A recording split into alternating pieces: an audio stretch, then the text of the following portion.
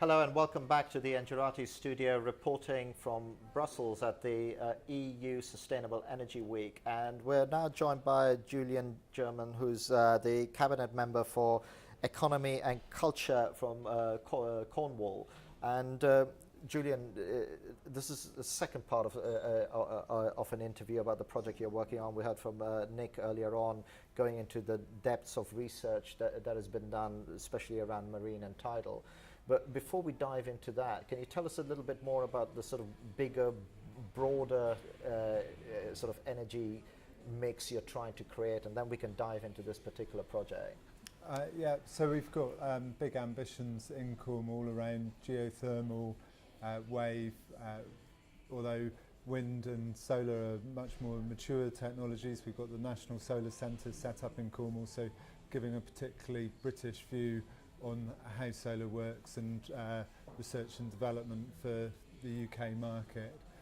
So a number of opportunities, some for intermittent energy production, but through wave and geothermal, very much a baseload view of energy production as well. So you're looking at wave and geothermal as supplying the baseload. That was the idea of it. And so now that you've done a lot of the feasibility, you're almost trying to sort of de-risk as much as you can with these things, the opportunity for any developer. What are your ambitions in terms of the scale and how it's going to manifest itself? We've really taken wave through pre-commercialisation, so we've seen recent deployment onto Wave Hub. The berths on Wave Hub are now all booked, so we're seeing wave devices being deployed, and I think that will really stimulate the market because it's becoming real. There's devices out there, they're generating soon into the grid, and then people will understand how much energy is being produced, exactly what the business case looks like. So I think we're on the cusp of commercialisation of the sector. And with commercialisation, I mean, one of the things you got to see the value chain all the way through. And I know when Nick was talking, talking about engagement in the local community and local businesses. You know, are you looking at any sort of innovative arrangements whereby local businesses could be off-takers for this, or you know, work actively with it? We've got a vibrant marine industry in Cornwall, and certainly those businesses are involved in the supply chain. We've got a number of technical and engineering businesses that are already working in Scotland, elsewhere around the world, but businesses based in Cornwall, and we see those as being really important to growing wave energy both within Cornwall but also globally. So getting that experience by deploying firstly in Cornwall and then being able to do business around the world. So is the long-term view to create a centre of excellence for wave energy and then be exporters of that skill and you know, try and work around everywhere else? Certainly, it's seen very much as a niche at the moment, and that's because it's at that pre-commercial stage, but we think there's a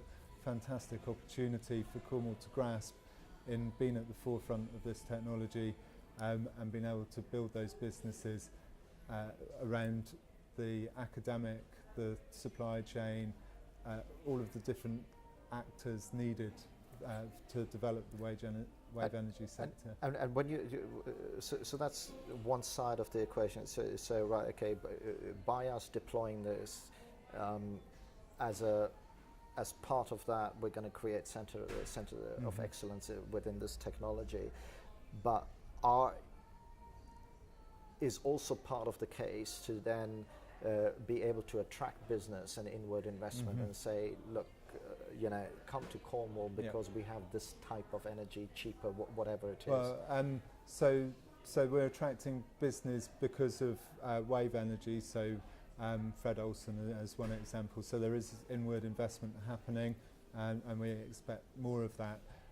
But the wider issue for Cornwall is we're concerned about UK government energy policy, and we're very much at the end of the supply chain in UK terms now. So we're worried for our business community that if energy if there are energy issues in the future, then Cornwall's going to be one of the first places to be hit by that. So we want certainty of supply, and that's one of the reasons that we're investing so much time and effort into creating new technologies. So this is also de-risking for the region in terms of.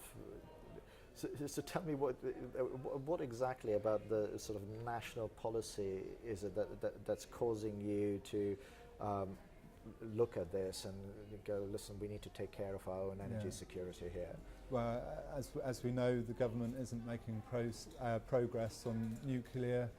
This energy coming into the UK is from some difficult places potentially. So if the gas pipeline through Ukraine goes, or we're not progressing the nuclear options, then we think that the UK could be in some difficulty. If we can build a resilient energy supply within Cornwall, then that's going to be great for the residents of Cornwall, great for businesses operating in Cornwall, and if we can really increase the volume of energy produced in Cornwall, then we can look at local tariffs and those type of options as well. So real benefit for residents and businesses. And when you look at that as well, is there a a potential for this being a macro trend that other regions within the UK will follow Cornwall's example where they can?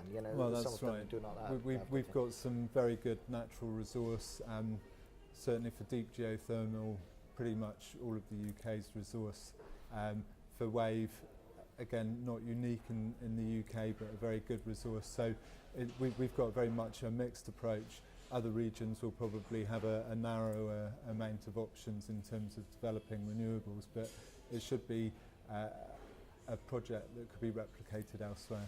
So tell me again, you were talking earlier on that you're seeing wave and tidal as part of the base load, sort of contributing towards the base load.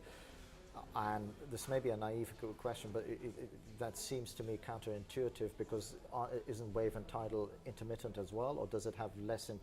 Is it more predictable than other? Yeah, we're offshore for wave, sometimes significantly. So it is a much more constant. It's not. Some days are calmer, but as you go offshore, there's a general roll. It's much. I learned something new. So, and with that as well, when we're talking to Nick, the sense of it is that it is very much, and there'll be these micro projects because you've got conservation zones and so on, so not everywhere is feasible. That'll all be joined together, and you've kind of done the first part of the job, and we're talking a little bit of air. Now someone needs to break ground and do it. Are you looking for one project developer to come on board, or are you also de-risking it for yourselves and saying, well, let's have 3 or 4, but we'll join them up? Well, we've got 3 or 4 already signed up onto Wave Hub, so they'll be deployed over the next year or so. But we're now looking from that to the real commercial investors and deploying at that level. So we're very much open for business and wanting to talk to investors. Get more people coming in and do that. Yeah. And just sort of a final question as we come to the end of our time here as well. There's been a lot of talk, not just in the interviews that I've had here, but again, I was at an event, Powering Africa, which has. There are similarities where you have regions which are rich in tidal, but one of the things that they're saying is that what we really need to do is make sure we connect all these sources of energy up into one smart grid, and I don't mean smart. This has nothing to do with smart metering. This is just an intelligent grid. Yeah. Is that something that's already in situ in Cornwall, or is that another part of the jigsaw? Yeah, no, it's not in situ in Cornwall, but we are in discussions with government about potentially being the pilot area for the UK, and we've got very large global companies that are starting projects around smart grid in Cornwall. So we're developing that angle. And just again to explore that far point, and Nick kind of touched it about community engagement and things like that, and you know, huge culture to do with the sea in Cornwall, you know, not just leisure surfers, but like that. What's that been like? What broadly has been the feedback from the community? Well, we've gone through quite a long process of creating a maritime strategy for Cornwall. So the sea is a contested place. There's many different users using the sea for different reasons. So it's important to bring them together to try and understand that the individual sector's needs and how we can all work together to make sure that there's a balance for all of the different users, and I think that's been quite a successful program. Because there's been much in the press about the pressure the fishing industry is under, and you may not have an answer, but could some of the work that you're doing with this, you know, help to alleviate some of that pressure? Because you are seeing, you know, reports of, you know, generations of fishermen kind of coming to a point where we can't sustain this anymore. We need somewhere else to go. Yeah, certainly. I think it's a great option for fishermen to be able to get involved into the deployment of marine renewables.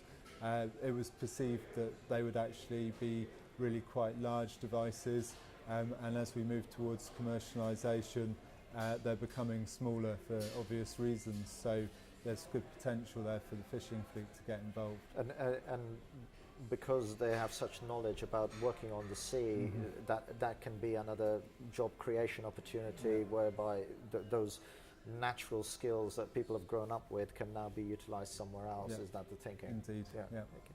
Well, it's been great talking to you. It's been fascinating, and again, I get a feeling now after talking to you and Nick, we need to dive into this area a little bit more. It seems like there's a lot more happening to us, but again, you know, we cover a lot of things.